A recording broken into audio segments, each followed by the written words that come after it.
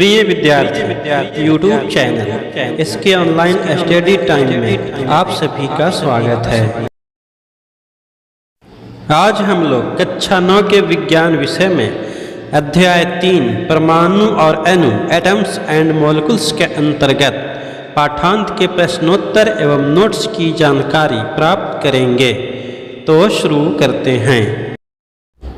प्रश्न संख्या 1, 0.24 gram oxygen एवं बोरॉन युक्त यौगिक के नमूने में विश्लेषण द्वारा यह पाया गया कि उसमें 0.096 ग्राम बोरॉन एवं 0.144 ग्राम ऑक्सीजन है। उस यौगिक के प्रतिशत संघटक का भारात्मक रूप में परिकलन कीजिए। अर्थात यौगिक में उपस्थित बोरॉन और ऑक्सीजन का भारात्मक प्रतिशत ज्ञात करना है। तो उत्तर, यौगिक के नमूने का कुल भार 0.24 ग्राम है, जिसमें बोरॉन 0.096 ग्राम और ऑक्सीजन 0.144 ग्राम है। अतः बोरॉन का भारात्मक प्रतिशत बराबर होगा बोरॉन का भार बटा यौगिक का कुल भार गुने 100। तो बोरॉन का कुल भार इसमें है, इस यौगिक में उपस्थित 0.096 ग्राम और यौगिक का कुल भार है 0.24 ग्राम, तो गुने 100। जब इसे हल करते हैं तो हमें 40% प्राप्त होता है। अर्थात इस यौगिक में बोरॉन का भारात्मक प्रतिशत 40% है। इसी प्रकार ऑक्सीजन का भारात्मक प्रतिशत बराबर हो जाएगा 0.144 ग्राम बटा 0.24 ग्राम गुने 100 बराबर 60%। अर्थात दिया गया यौगिक में जो बोरॉन और ऑक्सीजन से मिलकर बना हुआ यौगिक है, उसमें बोरॉन का भारात्मक प्रतिशत 40% है और ऑक्सीजन का भारात्मक प्रतिशत 60% है। ये हमें जवाब प्राप्त हुआ। अब हम लोग प्रश्न संख्या 2 पढ़ते हैं। 3 ग्राम कार्बन 8 ग्राम ऑक्सीजन में जलकर 11 ग्राम कार्बन डाइऑक्साइड निर्मित करता है। जब 3 ग्राम कार्बन को 50 ग्राम ऑक्सीजन में जलाएंगे तो कितने ग्राम कार्बन डाइऑक्साइड का निर्माण होगा? आपका उत्तर रासायनिक संयोजन के किस नियम पर आधारित होगा? तो इसका उत्तर है कि 3 ग्राम कार्बन को 50 ग्राम ऑक्सीजन में जलाने पर भी उतनी ही ग्राम कार्बन डाइऑक्साइड प्राप्त होगा। अर्थात 11 ग्राम कार्बन डाइऑक्साइड प्राप्त होगा, क्योंकि कार्बन और ऑक्सीजन एक निश्चित अनुपात 3:8 में ही संयोग करते हैं। अतः 8 ग्राम ऑक्सीजन ही 3 ग्राम कार्बन से संयोग करेगी और 50 घटाव 8 बराबर 42 ग्राम ऑक्सीजन बच जाएगी, जो प्रतिक्रिया नहीं करेगी। यह उत्तर स्थित अनुपात के नियम पर आधारित है, लॉ ऑफ कांस्टेंट प्रोपोर्शन। अब हम लोग पढ़ते हैं प्रश्न संख्या 3, बहुपरमाणुक आयन क्या होते हैं? उदाहरण दीजिए। उत्तर, परमाणुओं के समूह जिन पर नेट आवेश विद्यमान होता है बहुपरमाणुक आयन कहलाता है। अर्थात जब 2 या 2 से अधिक तत्वों के परमाणु मिलकर आयन यानी धनावेश या ऋणावेश का निर्माण करते हैं तो इन्हें बहुपरमाणु या बहुपरमाणुक आयन कहते हैं। उदाहरण, सल्फेट बहुपरमाणुक आयन SO4। इसमें सल्फर और ऑक्सीजन 2 प्रकार के अणुओं से मिलकर बना है। उसी प्रकार अमोनिया NH4, हाइड्रोक्सिल OH और कार्बोनेट CO3 इत्यादि बहुपरमाणुक आयन के उदाहरण हैं। अब हम लोग पढ़ते हैं प्रश्न संख्या 4, निम्नलिखित के रासायनिक सूत्र लिखिए। Magnesium chloride B calcium chloride, C copper nitrate, D aluminium chloride और ई कैल्शियम कार्बोनेट। उत्तर A magnesium chloride. Magnesium Mg और क्लोरीन Cl से बने हैं। तो मैग्नीशियम का संयोजकता मैग्नीशियम का संयोजकता 2 है और क्लोरीन का संयोजकता 1 है। जब हम इसे क्राइस क्रॉस से मिलाते हैं तो मैग्नीशियम के 1 परमाणु के लिए क्लोरीन के 2 परमाणु की आवश्यकता होती है। तो मैग्नीशियम क्लोराइड का जो हमें सूत्र प्राप्त होता है, अणुसूत्र, वह Mg1Cl2 प्राप्त होता है। लेकिन हम लोग एक संयोजकता को नहीं दर्शाते हैं, एक से अधिक संयोजकता को ही दर्शाते हैं, इसीलिए इसे हम लिखते हैं MgCl2। मैग्नीशियम क्लोराइड का यही सूत्र प्राप्त होता है। संयोजकताओं या आवेशों को आड़ा तिरछा क्राइस कोर्स करके हम लोग ये ज्ञात करते हैं कि मैग्नीशियम के 1 परमाणु के लिए क्लोरीन की कितने परमाणु की आवश्यकता होगी। B calcium chloride calcium Ca तथा क्लोरीन Cl से बने हैं। यहाँ कैल्शियम का संयोजकता 2 और क्लोरीन का संयोजकता 1 है। तो हमें कैल्शियम क्लोराइड का जो सूत्र प्राप्त होता है वह Ca1Cl2 प्राप्त होता है। चूँकि संयोजकता 1 को हम लोग नहीं दर्शाते हैं, इसलिए इसे लिखते हैं CaCl2। तो कैल्शियम क्लोराइड का हमें CaCl2 सूत्र प्राप्त होता है। C copper nitrate copper Cu और नाइट्रेट NO3 से बने हैं। तो कॉपर का संयोजकता 2 है और नाइट्रेट का संयोजकता है 1। जब हम इसे क्राइस क्रॉस से मिलाते हैं तो कॉपर के 1 परमाणु के लिए नाइट्रेट के 2 परमाणु की आवश्यकता होती है। तो हमें सूत्र प्राप्त होता है Cu1NO3 COS2। तो इसे हम लोग सूत्र लिखते हैं CuCOSNO3 COS2। तो कॉपर नाइट्रेट का हमें यही सूत्र प्राप्त होता है CuCOSNO3 COS2। D aluminium chloride aluminium Al तथा क्लोरीन Cl से बनती है। एल्युमिनियम का संयोजकता 3 और क्लोरीन का संयोजकता 1 है।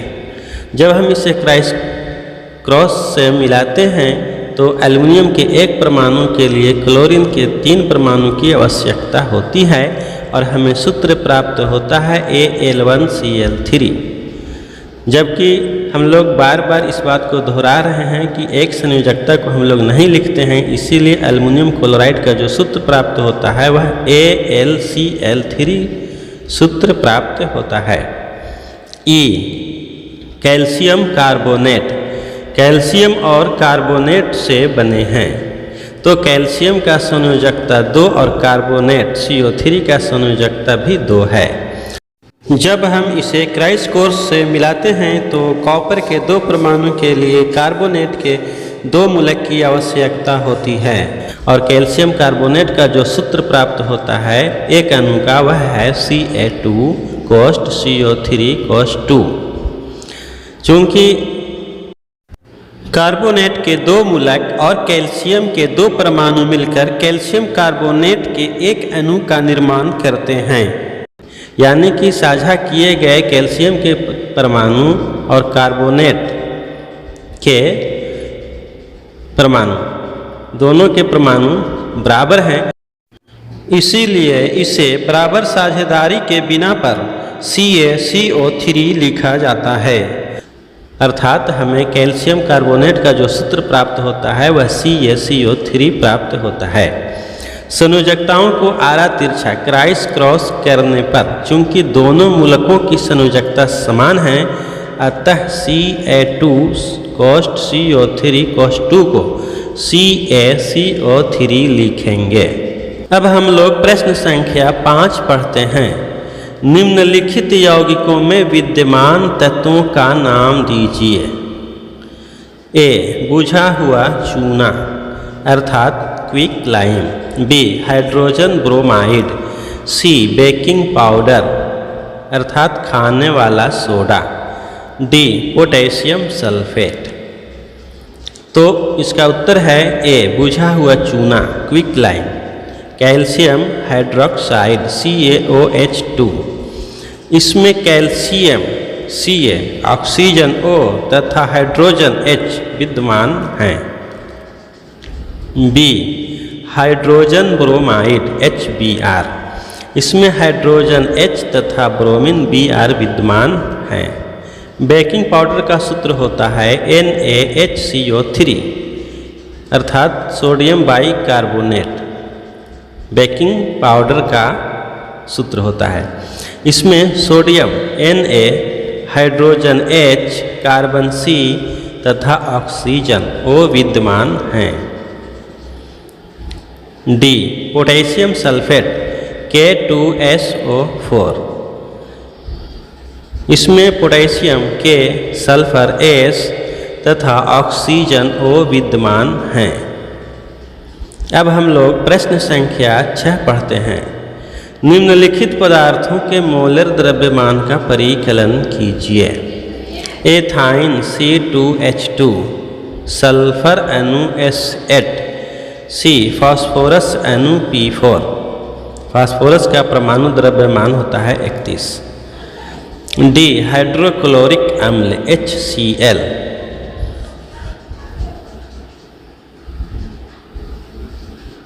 ई नाइट्रिक अम्ल HNO3।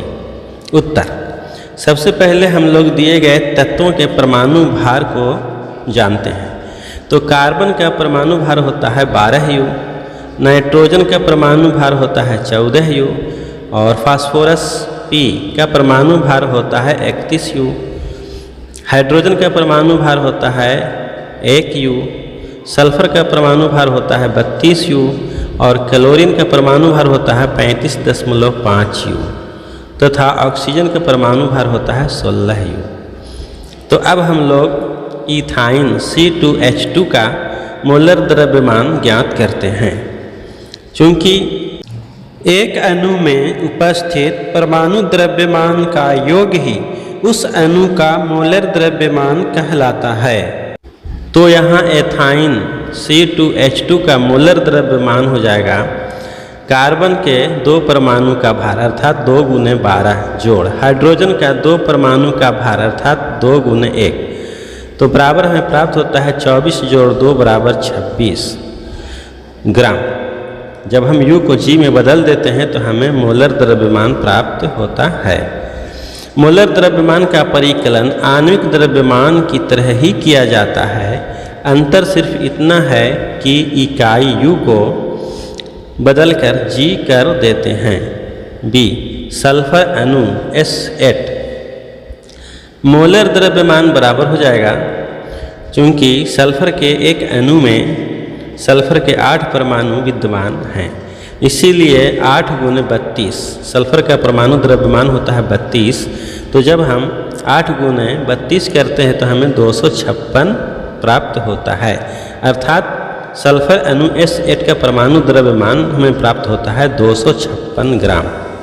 सी फास्फोरस अणु P4, तो मोलर द्रव्यमान बराबर हो जाएगा 4 × 31, क्योंकि फास्फोरस P का परमाणु द्रव्यमान 31 होता है, तो इसीलिए हमें मोलर द्रव्यमान प्राप्त होगा इसका 124 ग्राम। डी हाइड्रोक्लोरिक अम्ल HCl, तो हाइड्रोक्लोरिक अम्ल का मोलर द्रव्यमान बराबर हो जाएगा 1 जोड़ 35.5 बराबर 36.5 ग्राम। ई नाइट्रिक अम्ल HNO3, मोलर द्रव्यमान बराबर हो जाएगा हाइड्रोजन का परमाणु द्रव्यमान जोड़ नाइट्रोजन का परमाणु द्रव्यमान जोड़ ऑक्सीजन का परमाणु द्रव्यमान बराबर 1 जोड़ 14 जोड़ 3 × 16 ग्राम बराबर हो जाएगा 1 जोड़ 14 जोड़ 48 ग्राम बराबर 63 ग्राम। अब हम लोग प्रश्न संख्या 7 पढ़ते हैं। निम्नलिखित का द्रव्यमान क्या होगा? 1 मोल नाइट्रोजन परमाणु, बी 4 मोल एल्युमिनियम परमाणु, एल्युमिनियम का परमाणु द्रव्यमान बराबर 27 होता है। सी 10 मोल सोडियम सल्फाइड Na2SO3। उत्तर, हमें ज्ञात है द्रव्यमान बराबर होता है मोलर द्रव्यमान गुने मोलों की संख्या। तो मोलर द्रव्यमान m, तो हमें द्रव्यमान m बराबर मोलर द्रव्यमान m गुने मोलों की संख्या n, ये सूत्र है। तो a में दिया हुआ है n बराबर 1 और m बराबर 14 ग्राम, क्योंकि नाइट्रोजन का परमाणु द्रव्यमान होता है 14 U। तो m बराबर हो जाएगा m गुने n बराबर 14 गुने 1 बराबर 14 ग्राम। b, n बराबर 4 और m बराबर एल्युमिनियम का परमाणु का मोलर द्रव्यमान बराबर होता है 27 ग्राम। इसीलिए m बराबर हो जाएगा मोलर द्रव्यमान गुने मोलों की संख्या बराबर हो जाएगा 27 गुने 4 बराबर हो जाएगा 108 ग्राम। c, n बराबर 10 दिया हुआ है। m बराबर 1 मोल सोडियम सल्फेट का मोलर द्रव्यमान हो जाएगा 2 सोडियम का परमाणु द्रव्यमान जोड़ गंधक का परमाणु द्रव्यमान जोड़ 3 ऑक्सीजन का परमाणु द्रव्यमान। तो बराबर 2 गुने 23 जोड़ 32 जोड़ 3 गुने 16 बराबर 46 जोड़ 32 जोड़ 48 ग्राम बराबर 126 ग्राम। इसीलिए द्रव्यमान बराबर हो जाएगा मोलर द्रव्यमान गुने मोलों की संख्या बराबर हो जाएगा 126 गुने 10 ग्राम बराबर हो जाएगा 1260 ग्राम। अब हम लोग प्रश्न संख्या 8 पढ़ते हैं। मोल में परिवर्तित कीजिए 12 ग्राम ऑक्सीजन गैस, b 20 ग्राम जल, c 22 gram carbon dioxide. Uttar a, oxygen का एक अणु का द्रव्यमान बराबर हो जाएगा मोलर द्रव्यमान m बराबर हो जाएगा 2 गुने 16 बराबर 32 ग्राम। दिया गया द्रव्यमान m बराबर 12 ग्राम है, इसीलिए मोलों की संख्या बराबर हो जाएगा दिया गया द्रव्यमान बटा मोलर द्रव्यमान, अर्थात n बराबर हो जाएगा स्मॉल m बटा कैपिटल M बराबर हो जाएगा 12 बटा 32 बराबर 0.375 मोल हमें प्राप्त होगा। वैकल्पिक विधि है कि चूंकि 32 ग्राम ऑक्सीजन O2 बराबर 1 मोल होता है, इसीलिए 1 ग्राम ऑक्सीजन O2 बराबर 1 बटा 32 मोल, इसीलिए 12 ग्राम ऑक्सीजन O2 बराबर हो जाएगा 1 बटा 32 गुने 12 मोल बराबर 0.375 मोल प्राप्त होगा। b, यहाँ दिया गया द्रव्यमान m बराबर 20 ग्राम है। मोलर द्रव्यमान m बराबर 1 मोल H2O का द्रव्यमान ग्राम में बराबर 1 गुने 2 जोड़ 16 बराबर हो जाएगा 18 ग्राम। इसीलिए चूंकि हम जानते हैं सूत्र कि मोलों की संख्या n बराबर होता है दिया गया द्रव्यमान बटा मोलर द्रव्यमान, इसीलिए n बराबर हो जाएगा 20 बटा 18 बराबर 10 बटा 9 बराबर 1.111 मोल बराबर हो जाएगा 1.11 मोल। c, कार्बन डाइऑक्साइड का आणविक द्रव्यमान हो जाएगा 12 जोड़ 2 गुने 16 बराबर हो जाएगा 12 जोड़ 32 बराबर 44 U। इसीलिए 1 मोल कार्बन डाइऑक्साइड का मोलर द्रव्यमान m बराबर हो जाएगा 44 ग्राम। दिया गया द्रव्यमान m बराबर है 22 ग्राम, इसीलिए n बराबर हो जाएगा यानी मोलों की संख्या बराबर हो जाएगा दिया गया द्रव्यमान बटा मोलर द्रव्यमान।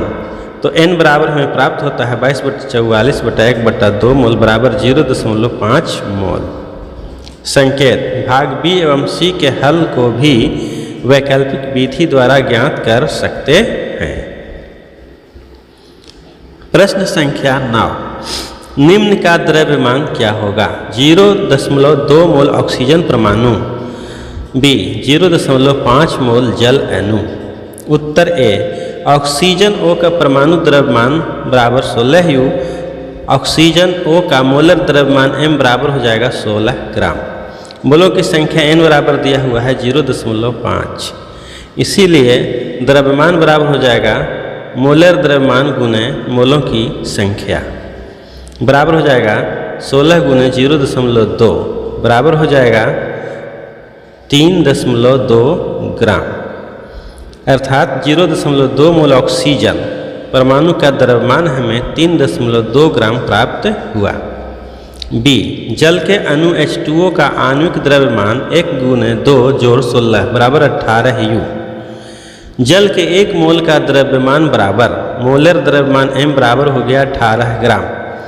n हमें दिया हुआ है, n अर्थात मोलों की संख्या दिया हुआ है 0.5।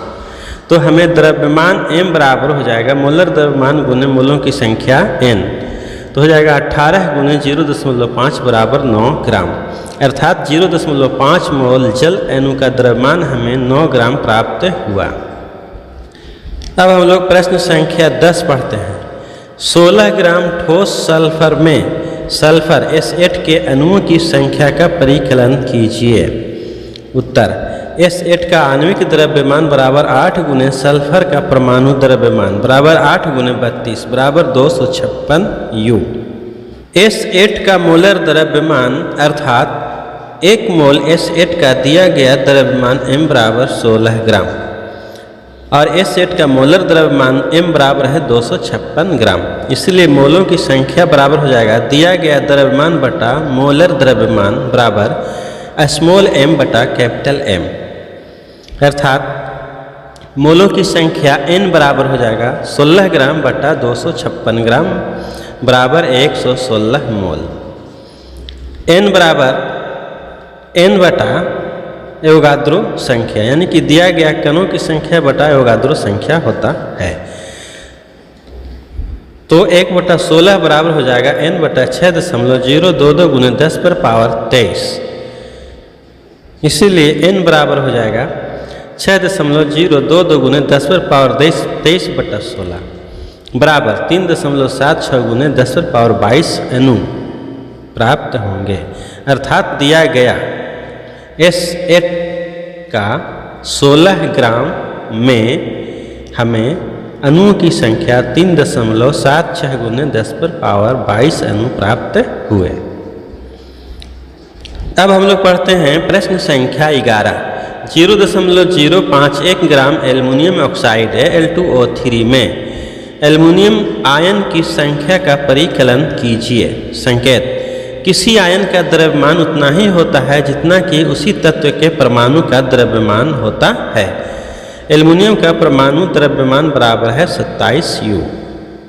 उत्तर एल्युमिनियम ऑक्साइड का 1 मोल बराबर हो जाएगा सूत्र इकाई द्रव्यमान ग्राम में, तो 2 एल्युमिनियम का परमाणु द्रव्यमान जोड़ 3 ऑक्सीजन का परमाणु द्रव्यमान बराबर हो जाएगा 2 × 27 जोड़ 3 × 16 बराबर 102 ग्राम। अर्थात 1 मोल एल्युमिनियम ऑक्साइड में एल्युमिनियम के 2 परमाणु हैं क्योंकि Al2 है। अतः एल्युमिनियम ऑक्साइड के 1 मोल में एल्युमिनियम के 2 परमाणुओं का द्रव्यमान हो जाएगा 27 × 2 बराबर 54 ग्राम। चूँकि 102 ग्राम एल्युमिनियम ऑक्साइड में 54 ग्राम एल्युमिनियम मौजूद है, इसीलिए 1 ग्राम एल्युमिनियम ऑक्साइड बराबर हो जाएगा 54/102 बराबर 27/51 ग्राम एल्युमिनियम। इसीलिए 0.051 ग्राम एल्युमिनियम ऑक्साइड बराबर हो जाएगा 27/51 × 0.051 बराबर 0.027 ग्राम एल्युमिनियम। अब चूंकि एल्युमिनियम का परमाणु द्रव्यमान 27 U है, अतः 1 मोल एल्युमिनियम परमाणु का द्रव्यमान बराबर हो जाएगा 27 ग्राम। 27 ग्राम एल्युमिनियम परमाणु में होंगे 6.022 × 10⁻23 आयन। इसीलिए 0.027 ग्राम एल्युमिनियम परमाणु में होंगे 6.022 × 10⁻23/7 × 0.027 आयन बराबर 6.022 × 10⁻23 × 27 बटा हो जाएगा 27 × 1000 बराबर हमें प्राप्त होगा 6.022 × 10⁻20 आयन। अतः 0.051 ग्राम एल्युमिनियम ऑक्साइड में एल्युमिनियम आयनों की संख्या हो जाएगा 6.022 × 10⁻20। वैकल्पिक विधि अल्टरनेटिव मेथड। एल्युमिनियम आयनों की संख्या बराबर हो जाएगा एल्युमिनियम ऑक्साइड का दिया गया द्रव्यमान बटा मोलर द्रव्यमान गुने एल्युमिनियम ऑक्साइड में एल्युमिनियम आयनों की संख्या गुने 6.022 गुने 10⁻23 बराबर 0.051 ग्राम बटा 102 ग्राम गुने 2 गुने 6.022 गुने 10⁻23 बराबर 51/102 गुने 1000 गुने 2 गुने 6.022 गुने 10⁻23। जब हम इसे हल करेंगे तो हमें प्राप्त हो जाएगा 6.022 गुने 10⁻20 एल्युमिनियम आयन। अब हम लोग अध्याय 3 परमाणु एवं अणु के नोट्स का अध्ययन करते हैं। किसी पदार्थ का वह मूल पदार्थ जिसे सरलीकृत नहीं किया जा सके तत्व कहलाता है। जैसे हाइड्रोजन, कार्बन, ऑक्सीजन, आयरन, चांदी और सोना आदि। वह शुद्ध पदार्थ जिससे हम किसी भी रासायनिक या भौतिक विधि द्वारा दो तरह के परमाणु ज्ञात नहीं कर सकते हैं, क्योंकि सभी परमाणु एक ही प्रकार के ज्ञात होते हैं, तो वह तत्व कहलाते हैं। पदार्थ का वह सूक्ष्मतम कण जिसे और आगे विभाजित नहीं किया जा सके वह परमाणु कहलाता है। एक ही तत्व या भिन्न भिन्न तत्व के दो या दो से अधिक परमाणुओं के समूह जो रासायनिक बंधन से एक दूसरे से बंधे होते हैं अणु कहलाते हैं। उदाहरण ऑक्सीजन, हाइड्रोजन, नाइट्रोजन, H2O जल, कार्बन डाइऑक्साइड, मैग्नीशियम क्लोराइड इत्यादि। अणु जो एक से अधिक तत्वों से मिलकर बना है यौगिक कहलाता है। उदाहरण H2O यानी जल, CO2 यानी कार्बन डाइऑक्साइड, NH3 अर्थात अमोनिया, BrCl2 अर्थात ब्रोमीन क्लोराइड, CH4 अर्थात मीथेन इत्यादि। किसी तत्व के सबसे छोटे कण परमाणु होते हैं, जैसे हाइड्रोजन के परमाणु H, ऑक्सीजन के परमाणु O, कार्बन के परमाणु C, मैग्नीशियम के परमाणु Mg इत्यादि। द्रव्यमान संरक्षण का नियम। द्रव्यमान संरक्षण के नियम के अनुसार किसी रासायनिक अभिक्रिया में द्रव्यमान का नहीं तो सृजन होता है और नहीं विनाश होता है। निश्चित अनुपात का नियम। किसी भी यौगिक में तत्व सदैव एक निश्चित द्रव्यमान के अनुपात में विद्यमान होते हैं। दिए गए तत्व के सभी परमाणुओं का द्रव्यमान एवं रासायनिक गुणधर्म समान होते हैं। भिन्न भिन्न तत्वों के परमाणुओं के द्रव्यमान एवं रासायनिक गुणधर्म भिन्न भिन्न होते हैं। डाल्टन के परमाणु सिद्धांत में परमाणु द्रव्यमान सबसे विशिष्ट संकल्पना थी और उनके अनुसार प्रत्येक तत्व का एक अभिलाक्षणिक परमाणु द्रव्यमान होता है। परमाणु द्रव्यमान इकाई। किसी तत्व के सापेक्षिक परमाणु द्रव्यमान को उसके परमाणु के औसत द्रव्यमान का कार्बन 12 परमाणु के द्रव्यमान के 1/12वें भाग के अनुपात को परमाणु द्रव्यमान इकाई कहते हैं। किसी तत्व या यौगिक का अणु उस तत्व या यौगिक के सभी गुणधर्म को प्रदर्शित करते हैं। एक ही तत्व के परमाणु अथवा भिन्न भिन्न तत्वों के परमाणु परस्पर संयोग करके अणु निर्मित करते हैं। ऑर्गन, हीलियम इत्यादि जैसे अनेक उत्कृष्ट गैसों को अक्रिय गैसों या नोबल गैस भी कहा जाता है।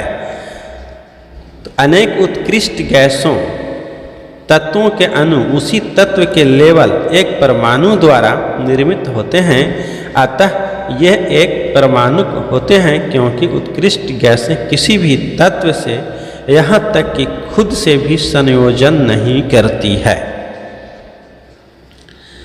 किसी अणु संरचना में प्रयुक्त होने वाले परमाणुओं की संख्या को उस अणु की परमाणुकता कहते हैं।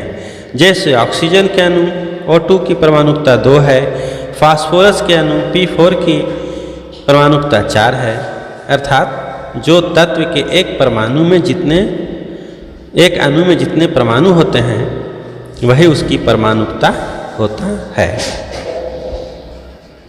कुछ तत्व जैसे ऑक्सीजन, हाइड्रोजन और क्लोरीन आदि अपने 2 परमाणुओं से अणु बनाते हैं। ऐसे तत्व को द्विपरमाणुक अणु कहते हैं। उदाहरण ए hydrogen H2, B oxygen O2। वह अणु जो 3 परमाणु से मिलकर बना होता है त्रिपरमाणुक कहलाता है, जैसे ओजोन O3। किसी तत्व के वे अणु जिसमें 4 परमाणु होते हैं चतुर्परमाणु अणु कहलाता है, जैसे फास्फोरस P4, अर्थात फास्फोरस के एक अणु में फास्फोरस के 4 परमाणु विद्यमान होते हैं, इसीलिए इसे चतुर्परमाणुक कहा जाता है। किसी तत्व के वे अणु जिसमें परमाणु की संख्या 4 से अधिक हो बहुपरमाणुक अणु कहलाता है, जैसे ए सल्फर S8, अर्थात सल्फर के एक अणु में सल्फर के 8 परमाणु विद्यमान होते हैं, इसीलिए इसे बहुपरमाणुक कहा जाता है। किसी परमाणु में प्रोटॉन तथा इलेक्ट्रॉन बराबर संख्या में होते हैं। जितना प्रोटॉन होता है उतना ही इलेक्ट्रॉन भी होता है। यह प्रत्येक परमाणु में इस तरह की बात होती है। अक्रिय गैस को छोड़कर सभी परमाणुओं का इलेक्ट्रॉनिक रचनाएं अस्थायी होते हैं। परमाणु स्वतंत्र रूप से अस्तित्व में नहीं रह सकते हैं। परमाणु अस्तित्व में बने रहने के लिए इलेक्ट्रॉन्स की साझेदारी करते हैं। आयन विद्युत आवेशित कण होते हैं।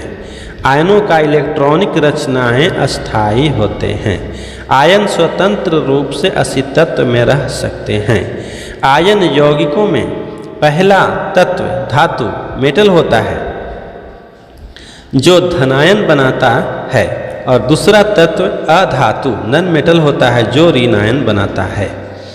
मोल एक प्रकार से बहुत सारे परमाणुओं का ढेर है जिसमें किसी भी तत्व के परमाणुओं, अणुओं अथवा आयनों की संख्या 6.022 × 10⁻23 होता है।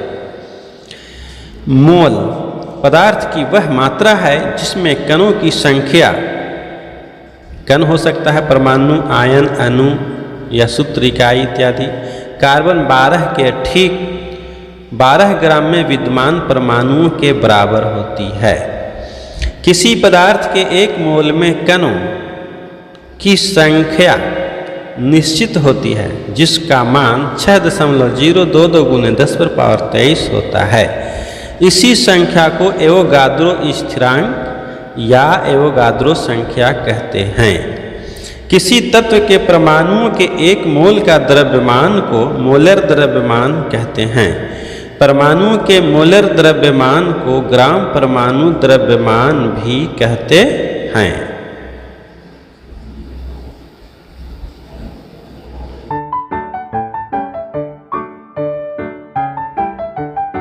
आज के प्रश्नोत्तर और नोट्स प्रिंट्स का इमेज यहाँ प्रस्तुत किया जा रहा है। विद्यार्थी इसका स्क्रीनशॉट लेकर सुरक्षित रख लें जिससे नोट्स लिखने और समझने में आसानी हो सके।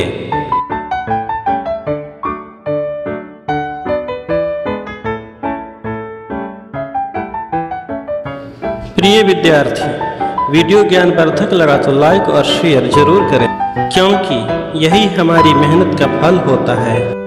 अभी तक आप इस चैनल को सब्सक्राइब नहीं किए हैं तो जल्द से जल्द सब्सक्राइब कर लें जिससे नियमित वीडियोज आपको आसानी से प्राप्त हो सके।